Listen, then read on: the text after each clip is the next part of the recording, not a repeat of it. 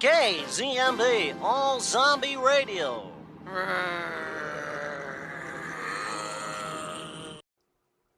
Hey, everybody, and welcome to another episode of the Limited Series Lounge, in which we're talking about a new series. Not new in terms of like it just came out, because it didn't. It came out 10 years ago, but new to us, and a new series on Limited Series Lounge, which just wrapped up coverage of The Jinx 2 weeks ago. We were on a hiatus last week, and for that I apologize, but I was out of town and Kira was out of town, and she'll have to tell us more about that later. But we're not going to talk about it right now because we're going to get into the show. Hi, Marcus. Hey, Marcus. We are talking about Over the Garden Wall, and I have lots of information to give you about this. So let's jump in. Now, Takeerah, I only told you to watch the first episode. Mhm. I did not tell you to watch the pilot episode, which is a short animated film. It's only 9 minutes long. And I'm glad I didn't, because it would have been confusing, I feel, to watch that before. Because it very much feels like it's in the middle of everything else. So let me give you a little bit of information about that. All right, so first let's talk about Over the Garden Wall, and then I'm going to talk about this pilot miniseries, the pilot that came out before the miniseries started. So Over the Garden Wall is an American animated dark fantasy television miniseries. What a mouthful. Created by Patrick McHale for Cartoon Network. Now, Patrick McHale, you may know him from other things because he's worked on some other cool projects, which is just cool to see. So he graduated from the California Institute of the Arts in Santa Clarita in 2006 with a BFA in character animation, and he began his professional career at Cartoon Network Studios in 2007. He was a writer and storyboard artist on Thurop Van Orman's The Marvelous Misadventures of Flapjack. He helped Van Orman create 10 episodes, and the one-shot character Punky McHale was inspired by and modeled after McHale. After leaving Flapjack, he joined fellow Cal Arts alum and Flapjack storyboard artist Pendleton Ward to help develop Ward's Adventure Time short into an animated series called Adventure Time. Once the show was picked up, McHale stayed on as show's creative director through the show's second season, and then he moved to New York City with his wife and fellow filmmaker Ji-wook Kim, and he continued to freelance for the show in the capacity of writing some songs and providing input on story outlines until the middle of season 5. All right. The series Over the Garden Wall centers on two half-brothers who travel through a mysterious forest to find their way home, encountering a variety of strange and fantastical things on their journey. The show is based on McHale's animated short film entitled Tome of the Unknown, which was produced as part of Cartoon Network Studios' Shorts Development Program. Elijah Wood and Colin Dean voice the protagonists, Wirt and Greg, and Melanie Linsky voices Beatrice the Bluebird. The series voice cast also includes Christopher Lloyd, Tim Curry, Bebe Newworth, Chris Isaac, Shirley Jones, Thomas Lennon, Jack Jones, Jaron Paxton, John Cleese, and Samuel Ramy. The Blasting Company composed the soundtrack, and Over the Garden Wall was broadcast throughout the week of November 3rd to November 7th, 2014.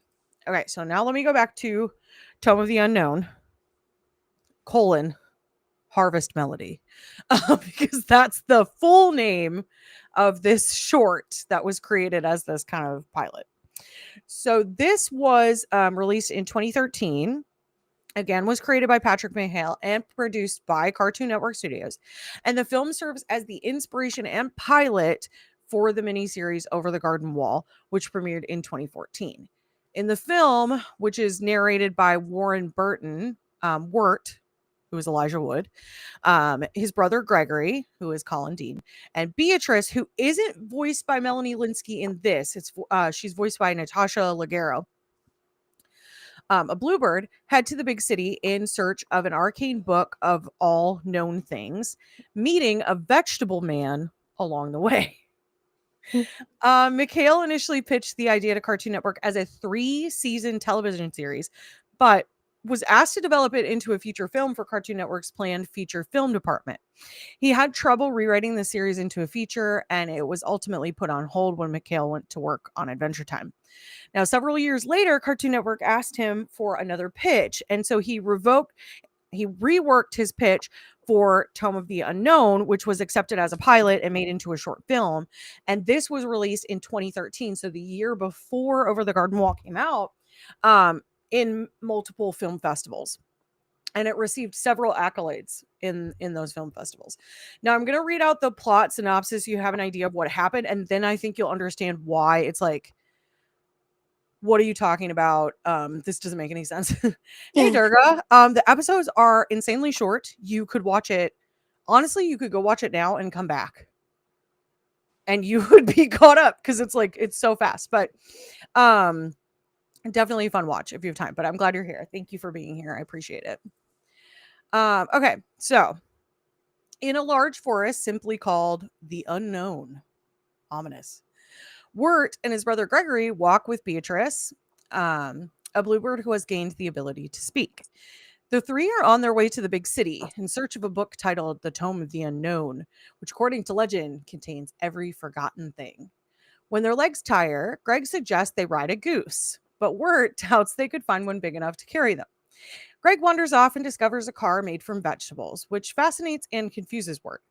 The car's owner, John Crops, who is played by C.W. Stone King, who is an Australian blues and singer-songwriter.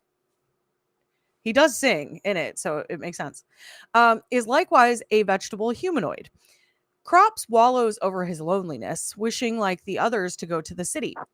Wirt offers, in exchange for Crops letting them keep the car, to drive Crops to the city where he can hopefully find a soulmate. A murder of giant crows attacks the vegetable car during the drive, forcing Wirt to veer off into a cornfield and crash into a scarecrow pole, which scares off the crows. Crops reveals that they have arrived at the quote-unquote big city, which turns out to be an old-fashioned small farm community in the middle of the cornfield. While Wirt and Beatrice try to repair the car, Greg wanders off with Crops to explore the city's gazebo garden party, where Crops bumps into a woman made of cabbage. An announcement declares that the party's scheduled entertainment has been canceled, and Greg suggests that Crops should perform instead. I just want you to know that the reason it's canceled is because there was a guy who was supposed to perform, and he's corn. He's made of corn, and his corn is popping, and that's why he can't perform. The cabbage woman finds herself flattered after learning that Crops is a musician.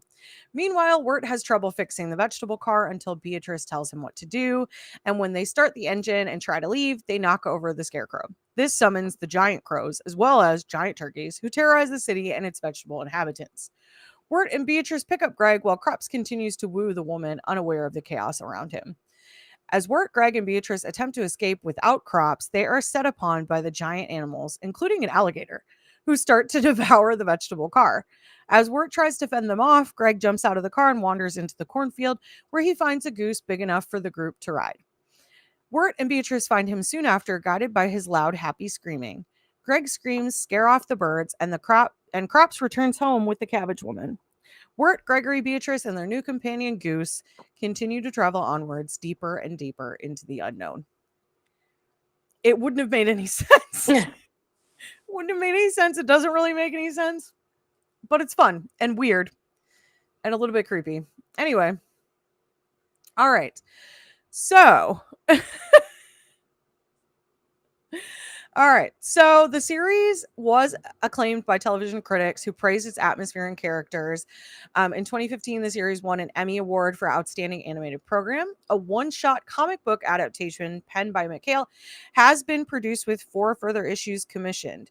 This was later expanded into an ongoing comic series that ran for 20 issues and continued in a series of graphic novels and comic book miniseries. A 3-minute stop-motion short film produced by Aardman Animations was released on November 3rd, 2024 to celebrate the 10th anniversary of the series, bringing back several cast and crew members, including McHale, Wood, and Linsky. So we can watch that at the end. Because why not? Also, I didn't know there was a comic book, but I definitely could look into that. Okay. So the first episode is entitled The Old Grist Mill. And this episode was written and storyboarded by Steve Wolfhard, who's like a Canadian cartoonist. He worked on Adventure Time and its spinoff Adventure Time, Fiona and Cake. Natasha Allegri, who is also a animator and writer and storyboard artist. She's the creator of Cartoon Hangovers, and Federator Studios Bee and Puppycat, which I've never heard of, and Zach Gorman. The original release date, so this originally came out November 3rd, 2014. And in terms of ratings, had 1.19 for the ratings.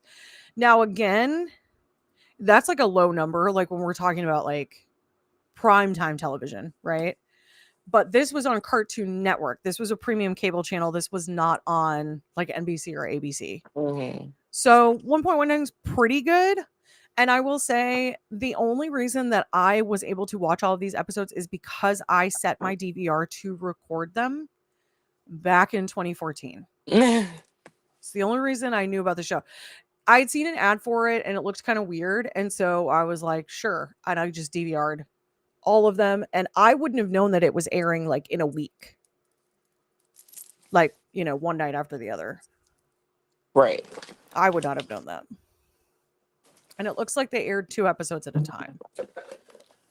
Okay. So in tradition now of us looking at an article, I was like, wouldn't that be interesting if I could find an article about this? However, this is an old cartoon from 2014. And people weren't writing articles about this episode by episode, but they were writing vlogs. Because it's 2014, so why the hell not? Actually, this one is called Revisiting Fiction, Overthinking Animation. And this was actually written in 2020, so this was someone's COVID project, it would seem. They went episode by episode, so we're going to go ahead and check this out. So, Over the Garden Wall, episode 1 review. There is no name attached to this. Whoever writes this blog just must write all of it. It's on WordPress, so like, I don't even know if this person's still posting. I should probably look into that to see if they are. Actually, let me go ahead and hit the homepage and let's see what comes up. Looks like not since 2022. So fare thee well, revisiting fiction, overthinking of animation, but thanks for the article. In episode 1 of Over the Garden Wall, brothers Wirt and Greg stumble upon an old mill while lost in a deep, dark forest. Why, yes, it is as creepy as it sounds. What is this show? What is this disturbingly horrifying show? I am deeply disturbed. What have I got myself into? Okay. So back in 2014, Cartoon Network aired a 5-part miniseries, 2 episodes per day. I missed the first few days, in part due to being out of the house when the show was on, and in part due to never knowing when the darn thing was supposed to come on in the first place. Between Disney, Nickelodeon, and Cartoon Network, it's the latter that I've always had trouble getting the times for, not helped by their constant shoving shows into hiatus without telling anyone. But that's neither here nor there. What is here is that I've never seen Over the Garden Wall. I had always meant to track it down and see it someday, and I guess that day is today. The Old Grist Mill explains absolutely nothing, and I love it. I honestly miss fairy tale fantasy-like stories that don't start off trying to get you up to speed with the world. We're dropping in the middle of an incredibly dark and spooky forest alongside 2 brothers, Wirt and Greg, as they're walking home. Except they're lost. They're lost in the woods. And it reminds me of Hansel and Gretel, especially when Wirt realizes that they should have left a trail and Greg immediately starts pulling candy from his pants. I have no idea how old Greg is, but with the incredibly simple way he acts, he can't be older than 8. Personally, I find Greg a bit annoying and just a little infuriating, and I'm glad. Maybe it's just me being an older sibling, but when I look at Greg and the things that he does, I'm constantly hit by the inherent annoyance I occasionally feel when in a tense situation and the little sibling is blissfully unaware to the point of being completely unhelpful. These boys are out in the deep, dark forest, not woods. I live near woods. This is a forest. And Greg is out here narrating everything, throwing candy everywhere, knocking out old men, and just all around not having a strong sense of self-preservation. He beats a monster with the handle of an axe, for crying out loud. If at some point in this miniseries Wirt doesn't snap at his younger brother and then apologize, Wirt will officially have the patience of a saint. Wirt is a bit neurotic, or so it seems. He's a very nervous boy, and it seems that that's just part of his personality rather than because he's lost in a creepy forest. He talks to himself a lot, muttering verbal diarrhea as though it helps him think better. The old woodsman is clearly a good guy who just comes off as incredibly creepy. I've consumed too many stories not to see this coming from a mile away, and will be genuinely shocked if he really is malicious. And then there's the forest itself. It's dark and full of shadows, colored with grays instead of greens, almost as if it's devoid of life. I mean, clearly there's life in the forest, but I don't think it's the common life you'd find out in the backyard. Wirt freaks out over a talking bird. This isn't Wirt and Greg's backyard. This is a fairy tale world that Wirt and Greg either aren't privy to or aren't a part of. Wherever the two brothers live, talking birds and corrupted hounds don't live with them, not even in any bedtime or campfire stories. Oddly enough, the episode seems perfectly normal to me until we get to the corrupted dog with the disturbingly large Technicolor eyes that's after Greg's candy. Even with all the anime I've watched, I will never be okay with unnaturally large eyes on anything without the head to match, and this thing is no exception. When the dog spits out the turtle Greg gave a piece of candy to and returns to its normal dog form, I was instantly reminded of Studio Ghibli and the corruption of nature. That little turtle made that dog sick. But was it actually the turtle, or did something happen to the turtle that then infected the dog? Was it the candy? And what's so important about the oil? I seriously doubt the woodcutter is freaking out over the broken mill and the inability to create more oil for his lamp because he's eccentric. Why is it important that that lamp stay lit? What is it warding off? And that's the end of the blog post. We'll come back to that next week. All right. So, hold on. I'm so sorry. My mother is texting me so many things.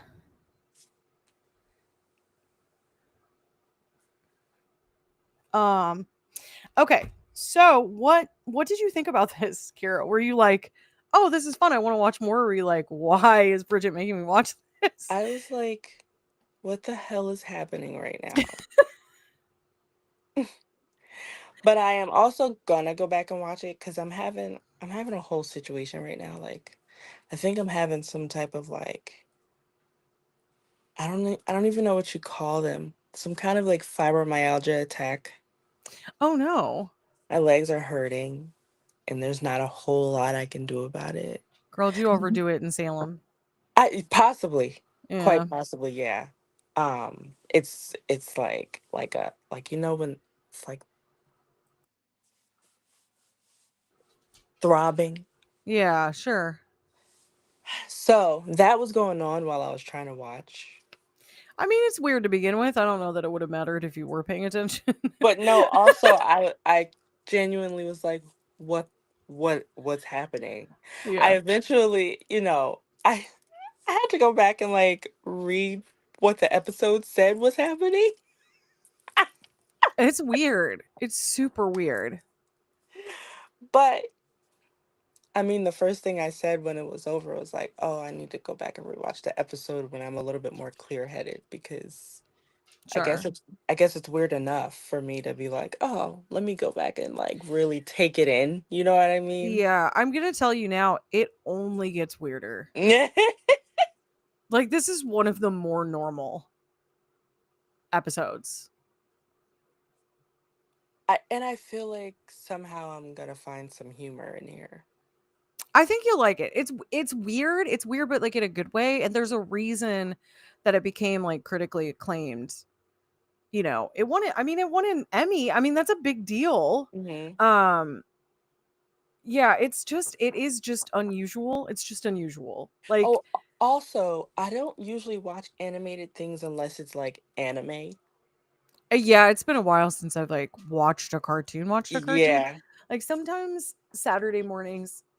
Oh, literally, Travis has Teenage Mutant Ninja Turtles on right now, so I'm eating crow. But sometimes on Saturday mornings we'll put on like old cartoons that we watch when were kids and stuff, like on YouTube. Um, but yeah, it's not often that I like watch cartoons that aren't anime, that aren't like meant to be consumed by Right. adults. And this was on Cartoon Network. Now, granted, it aired in the evenings, Mm. but it's not like it aired at 11 p.m. Right. And like it wasn't part of Adult Swim. Like this was a Cartoon Network proper. Mm-hmm. So it was on and it was weird. It was weird. Yeah, I And just had to like I I knew it wasn't anime. Like I hadn't looked it up at all when we talked mhm, about it. When we do these things, if it's something I haven't heard of, I just go to episode 1 and I like hit play. probably for the best, honestly. So I never look up anything because it doesn't matter. I'm gonna watch it. You know what I Yeah. mean? So I was like, the only thing I knew was that it was not anime. Yes. Yeah. It's But I not. still had to like, when I started watching it, I had to like really be like, okay, this is a cartoon. Yes. To Okay. like make my brain kind of, Yeah, like adjust. Now, I yes. do want to mention that so around this same time, this was not like the only like weird cartoon that was out, obviously. Obviously Flapjack had been like a thing on Cartoon Network, which is also weird. Adventure Time was out at this time and had been out for a number of years, which is also a weird and unusual kind of cartoon. It's when all of a sudden these cartoons, one, sometimes had a continuous storyline, which was Mm-hmm. so rare for like kids cartoons. Yeah. Two, they included content that was like a little bit unusual. So like there would be these mystical magical creatures, but like there would be like a twist about the way that they acted, or there was some sort of subversion of expectations. Now one of the other shows that was out around this time, so Adventure Time, all of that was also on Cartoon Network. Disney had Gravity Falls, and I mentioned Gravity Falls before, but I can give you a synopsis really quick of like what the show was about so that people can kind of understand what I mean when I say that this was kind of just like what was out there for kids cartoons. So, all right. So, for their summer vacation, 12-year-old twin siblings Dipper and Mabel Pines are dropped off from their home in Piedmont, California to the fictitious town of Gravity Falls, Oregon, to spend the summer with their great uncle or grunkle, Stan Pines, who runs a tourist trap called the Mystery Shack. If you've been to a mystery spot, I guarantee it's pretty much the same thing. Soon after they arrive in Gravity Falls, Dipper accidentally uncovers a mysterious journal that details many different paranormal or mythical creatures that live in town. With Wendy Corduroy, Mystery Shack cashier, Suze Ramirez, and a friend of Dipper and Mabel, and handyman to Grunkle Stan, plus an assortment of other characters, Dipper and Mabel always have an intriguing day to look forward to. So again, kind of like these weird concepts of like, hey, we're going to put kids into situations that they probably shouldn't or wouldn't be in as children. Like, Finn in Adventure Time living with a dog by himself. There's no parents to be found. Um, Wirt and Greg have no parents around. There's no Mm-hmm. adult. The only adult we meet is some weird dude in the woods. And you wouldn't go talk to him. That's for sure what you wouldn't do. See, same thing with Gravity Falls. They go to stay with their grunkle, but he turns out to be he's like a snake oil salesman. He's like trying to swindle the guests out of their money. So it's just this really interesting idea of like not really having anyone around that's responsible, and the kids are the ones who are responsible. And then you add in this element of like mystery and like kind of weird characters and like goofy premises, and you get cartoons of this era, really, the Mm-hmm. mid 2010s. Oh my goodness, I have to pee. I'm not, I'll be right back. I'm not gonna be able to make it through this episode without stopping. I'll be back. Entertain the people, Kira.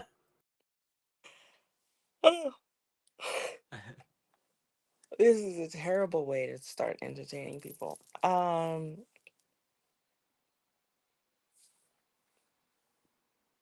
Let's see.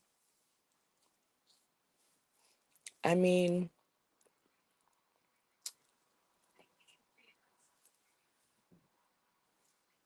I have to truly go back and watch it, but overall, I remember when I was a kid, I actually wanted to see more shows where like there weren't any parents around or anybody around to kind of tell you what to do, because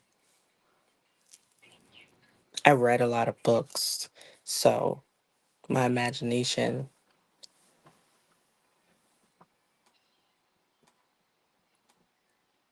kind of, can't find the words that I'm trying to get out.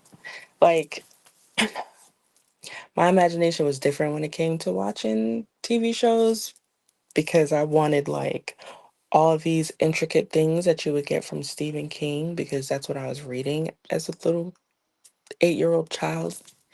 Um, so something like this would have actually been right up my alley. I don't know if you heard what I was saying. I feel I feel like you would have. I heard the Stephen King part.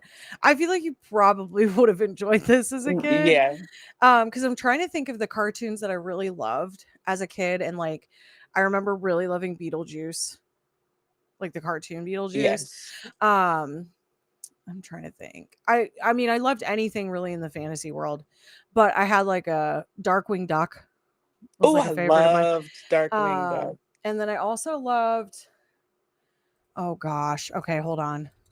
See, I watched even like Inspector Gadget. Like, I loved Inspector Oh Gadget. yeah, yeah, yeah. I did too. Okay, so Danger Mouse was another one that I Oh watched yeah, that I really yeah. loved, but it had like a spin-off about a vampire duck. Oh no, I'm like really trying to think of what that was called. Duckula? I can't be making up Duckula. That's got to be real. What? Count Duckula. Yep. Sure enough, also a favorite. Also a favorite of mine. So I get what you're saying, like just kind of being having like naturally gravitating towards some of those like more unusual Mhm. premises. Uh, anyway, so yes, Mhm. yes, girl, Ducktales, and Yeah. also Oh yeah. that's a jam. Yeah. Oh yeah. That song still Oh hits. yeah. That song still hits all these years later. It would be um, horrible, but I could totally sing that song for you. okay, so I'm gonna read a little synopsis of this first episode so everyone kind of knows what happens because there's like a little bit of mention in it in the blog, but maybe we missed some pieces. um okay, so the old grist mill, Wirt and Greg, along with a frog that Greg attempts to name, are lost in a forest and meet a talking bluebird and later a woodsman. The old woodsman informs them that they are lost in the unknown and warns them of the beast. He takes them to his oil mill for shelter, but they are followed there by a savage wolf like creature. Greg knocks out the woodsman. The two brothers attempt to fight off the wolf. The wolf eventually coughs up a turtle it swallowed and reverts to the form of a domestic dog, but the mill is destroyed. The woodsman, angry at their actions but still forgiving, chastises Wirt to take responsibility for his younger brother and warns them that the beast is still at large and advises the brothers to seek shelter in a nearby town. So I, I love that. I love it's like classic sibling stuff happens in this episode. This is like clearly Yeah. written by people who grew up with siblings because the whole like Wirt and Greg are hanging out in the woodman's house and and Greg just leaves and he's like whatever. Like Wirt's like whatever. And then the woodsman comes in and he's like, "Where's your brother?" Because it's Christopher Lloyd, so it's like very dramatic. Like every sentence is extremely dramatic. And he's like, it's like, oh god, typical. And Greg is an idiot. He's an idiot. I love him, but he's an idiot. Why is he wearing a tea kettle on his head? Why is that his hat? Here, I haven't shown you guys pictures. Let me just okay, yeah, hold on. Let me let me give you let me get you some pictures so you can see all the characters.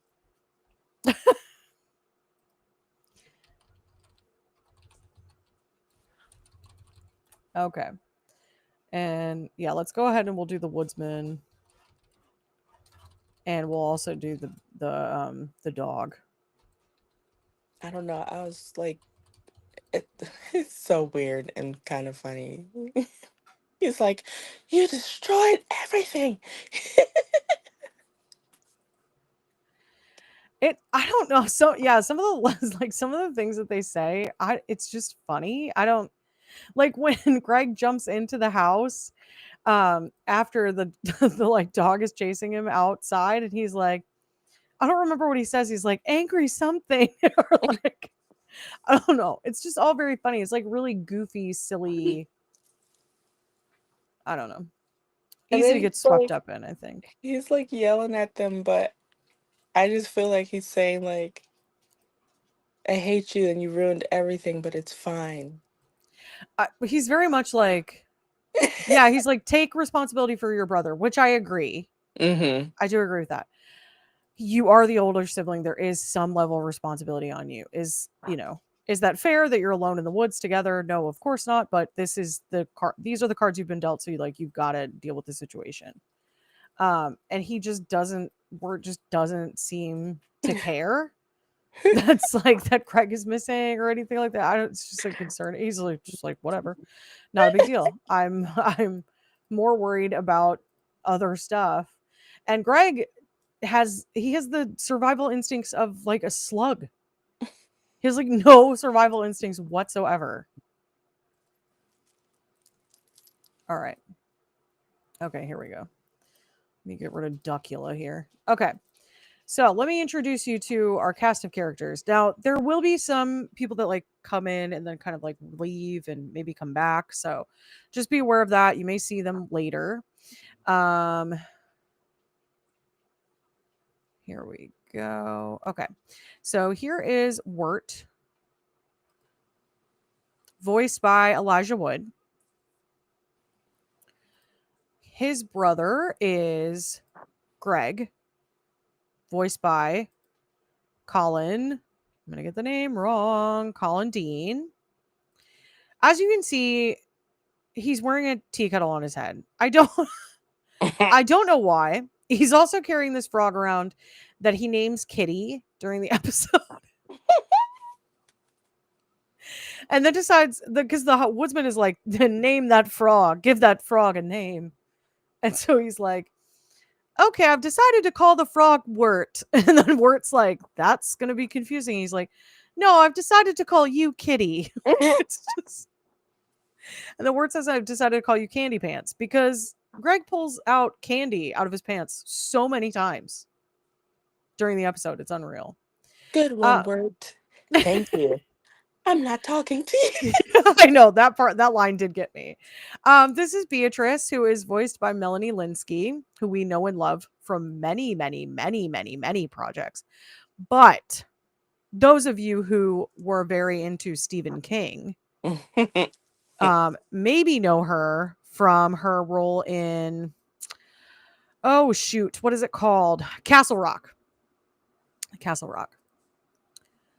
All right. We'll move on to the woodsman. Here's the woodsman. He's crying because this is after his mill is destroyed. He's very upset.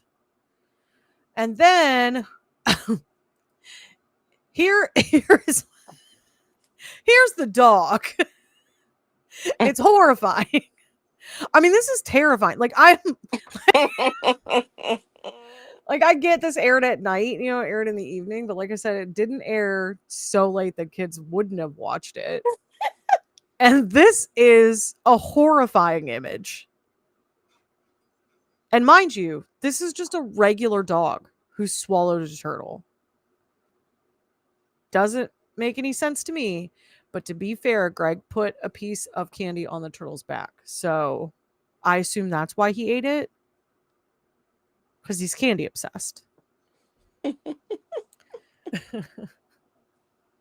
Anyway, those are the characters for this episode. Okay, so I don't know. We could do like a rating system. You could decide. We could do rating these episodes to see if you end up with a favorite. How would you rate this? Oh. Uh, hmm.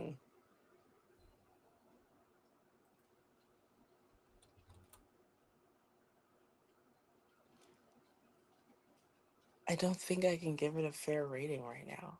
Okay, that's okay. You don't have to. I do want to mention that on Google, it does have a 4.9 audience rating out of over 1,000 reviews, which is like a pretty stellar Mm-hmm. rating, honestly. Let's see. It has on Rotten Tomatoes, because some people trust that site. It has a 94% critics rating and 98% audience rating, which is very high for both. Yeah. Very, very high. So, anyway. Okay, if you're not going to rate it, I'm not going to rate it. We'll just leave it. We'll just leave it at that. Maybe we can come back to it at the end and you can let me know what your favorite episode was if you decide that you really like one. Because I already have one in my mind that I like. At the very least, it's memorable. I don't know if it's my favorite, but at the very least, I'm like, I remember that terrifying scene. So I'll mention it when we get to it. But okay, question. Mm-hmm. You have kids at home, young kids. Would you have them watch this? Or are you like, this is too weird? I feel like I've seen them watch weirder things. Okay, that's fair. They go on YouTube. Yeah. And I mean, the 10-year-old begged to watch The Walking Dead, and the 6-year-old watches whatever the 10-year-old watches. So, Mm. Yeah, they're gonna be like 80s kids, mm-hmm. desensitized Mm-hmm. to so many things. All right. Well, I don't think there's really much else to say about this, unless you have any other opinions or anything you want to say. But I know you had a hard time focusing during it. I did. And the parts that I paid attention to, I was giggling at. I mean, Hmm. that's not a surprise. Yeah, it's funny. It's like it's just goofy enough, I think, to be like okay for kids. As terrifying as some of the imagery is, it's just goofy enough, I think, to kind of balance that out. So anyway, if you would like to join us next week, one, I'm going to go ahead and I'm going to tell you, you should go ahead and subscribe to this channel and like this video. Go ahead and just click that little thumbs up button for me. If you would like to support the channel or you'd like more information, you can go to ko-fi.com/Punky Bruiseter. And we will be back next week, Friday, same time, same place. I think these episodes are just going to be a little bit shorter, depending Oh, yeah. on how it goes. I think these are just going to be a little bit shorter, which is fine. There are 10 episodes to get through, and then obviously the little reunion special that came out last year. So we'll kind of go over all of it, and it ends right around the time we hit Halloween. We're heading into spooky season.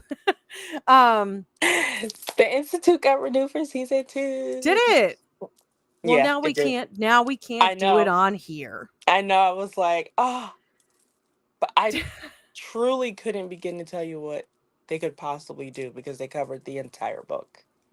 Interesting. Okay. I've seen a lot of ads for it and it does look really good. And I did promise Lois that we would do the Institute. So we have to do it eventually. I just don't know what that's going to look like. I don't know. How many of these shows can I do in a week? So I'm also recording for the podcast. Okay. Anyway. Oh yeah, Daryl's coming up. Yeah. Well, we are just wrapping up Revival now because there were vacations and all sorts of stuff going on in between. So wrapping up Revival and then heading into Daryl Dixon, and then it'll be like just a long slog of stuff, I think, for a while. But the Institute, we'll have to get to it eventually. We'll see. I don't know because the Limited Series Lounge, I'm not gonna lie to you guys, it ain't doing that hot. It ain't doing that well. So I could use other things to like bolster views and stuff because not going great. But Sometimes I go back to the views and I'm like, oh, that's disappointing. And Found is canceled, you guys, so I don't have that to go back to anymore. I'm sorry. Anyway, and I don't want to talk about True Detective anymore. It was so bad. It wasn't good. I don't know. We'll see. We'll see what we get forced into.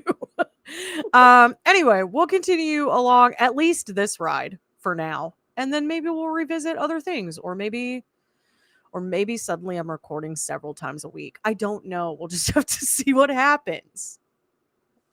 Because remember, I was like, maybe I'll do Wednesday on Wednesdays. Isn't that cute? Yeah.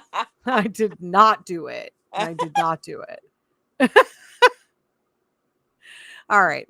If you have any suggestions for any other limited series that you would like us to take a look at, go ahead and drop those in a comment below. And we do take these into consideration because someone showed up into a random live and said, hey, are you going to cover Over the Garden Wall? And I said, maybe. And now we are. So there's that. So your suggestion could be the next one. You never know. So go ahead and drop those in the comments. And thank you for being here. Thank you, Marcus. And thank you, Durga. Thank you, Durga, for being here, even though you hadn't watched it. Same, I'm sure, Marcus, same for you. Thank you so much for being here. We appreciate it. We love you. And we hope to see you again next week, Friday at 7 p.m. Eastern Standard Time. You are the best. You are perfect, sweet, precious angel babies who have never done anything wrong, and don't let anyone tell you otherwise ever. And we love you. Mwah.